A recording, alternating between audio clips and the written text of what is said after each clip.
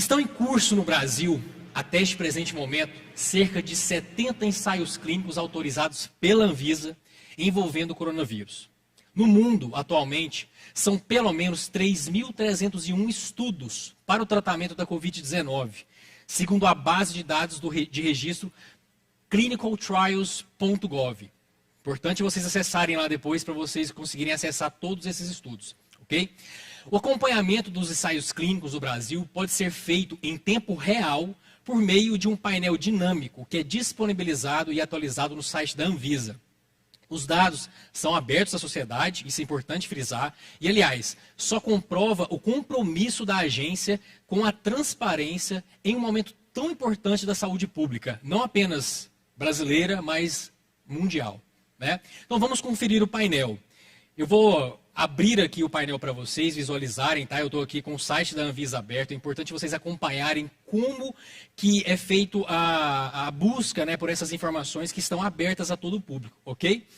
Então, vamos lá, pessoal.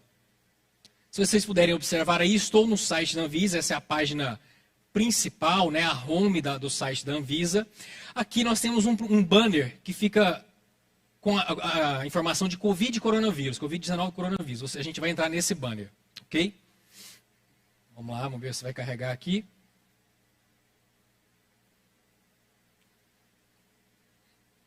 Bom, entramos na segunda página. Aqui existem todas as informações específicas de Covid-19, tudo sobre regulamentação, medicamentos, vacinas, enfim, tudo que a Anvisa está fazendo e recebendo dentro da agência para poder ser analisado, ok? Então, se a gente rolar a página um pouquinho lá para o meio, a gente vai chegar na parte onde tem consultas. Do lado esquerdo tem estudos clínicos Covid-19, então vamos entrar aqui.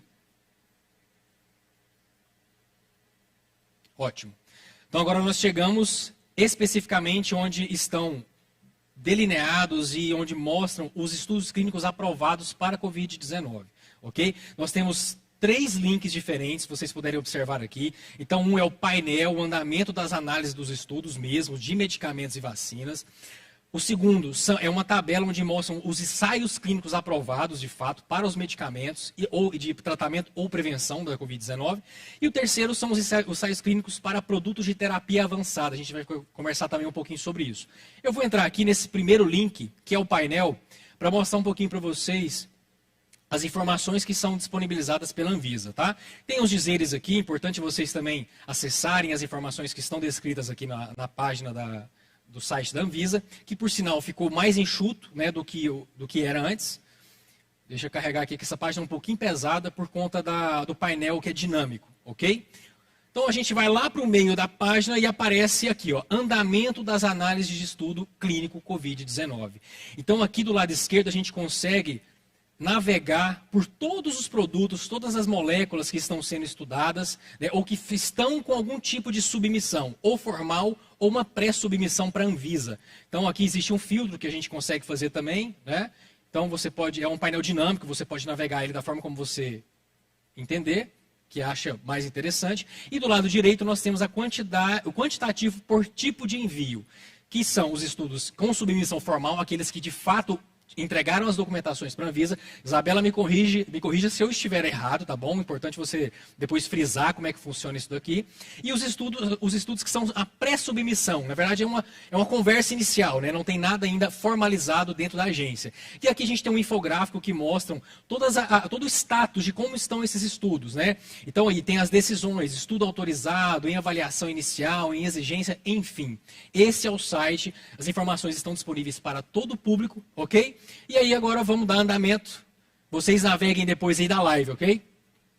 Pessoal, mas eu gostaria de algumas orientações da doutora Isabela, que está aqui conosco, farmacêutica também, tá? É bom frisar isso. Né? Aqui é um hall de farmacêuticos, né? Importante. E levando em consideração o fluxo regulatório envolvido e as etapas até a autorização, acho que é uma dúvida pertinente, que seria sobre como funcionam os estudos clínicos de medicamentos para o tratamento da Covid-19.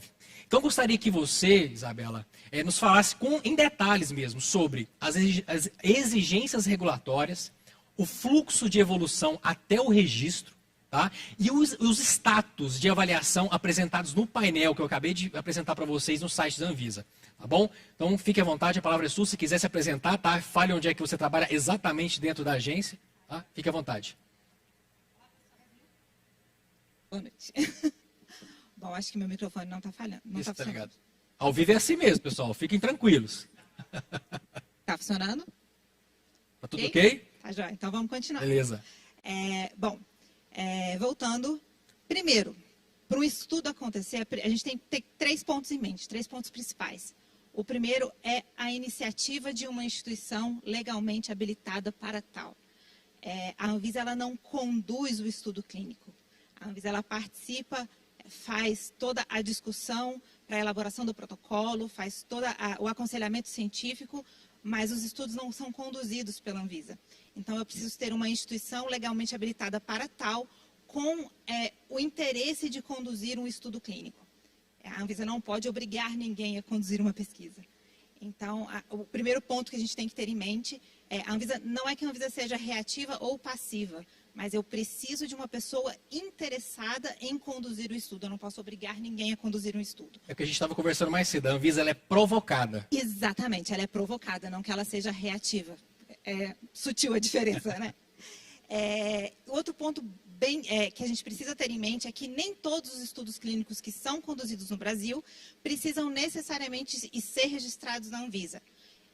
A Anvisa ela trabalha apenas com os estudos que são com fins regulatórios, aqueles estudos que são conduzidos com o objetivo de subsidiar o registro de um medicamento. Então, nem todos os estudos que estão sendo conduzidos no Brasil são registrados na Anvisa e nem todos vão aparecer no painel, naquele painel que a gente viu. O que são os status de cada análise, né? Então, primeiro a gente falando de pré-submissão. Então, logo no início da pandemia, lá em março de 2020, lá em março, como se fosse há muito tempo, né? Isso foi ontem. Lá em março de 2020, a gente instituiu dentro da GGMed um comitê que faz a avaliação de todas as submissões referentes a registro e pós-registro de medicamentos e de estudos clínicos para o coronavírus. Qual foi o objetivo desse comitê? Primeiro, dar agilidade nas decisões e tirar a carga, a responsabilidade de uma única pessoa em fazer essas avaliações. Então, todas as avaliações são deliberadas dentro do comitê. Com a instituição do comitê, a gente determinou um prazo de 72 horas para que a Anvisa desse a manifestação de uma solicitação de condução de um estudo clínico. Com isso, a gente precisa de uma discussão, a gente precisa conhecer previamente a documentação para que a gente tenha a capacidade de dar uma resposta em 72 horas. Então, por isso, aquele status de pré-submissão. A empresa, antes dela entrar com a submissão formal, ela entra em contato com a Anvisa para que a gente possa fazer uma avaliação preliminar daquela documentação e já discutir o protocolo antes que ele seja formalmente apresentado. Então, geralmente, aquelas reuniões que a imprensa até divulga, que a Anvisa faz com as empresas ou não? Também. A gente tem as reuniões formais de pré-submissão e a gente tem as submissões, o encaminhamento da documentação antes de uma submissão formal. Então, depois dessa discussão em pré-submissão, e aí a gente tem ali no status, em análise preliminar e aguardando resposta da empresa. Porque quando a gente faz essa análise preliminar, muitas vezes a gente encaminha dúvidas, questionamentos para a empresa, que a empresa esclareça algumas coisas. E aí a gente aguarda essas respostas, depois analisa essas respostas e fala, ok, pode protocolar.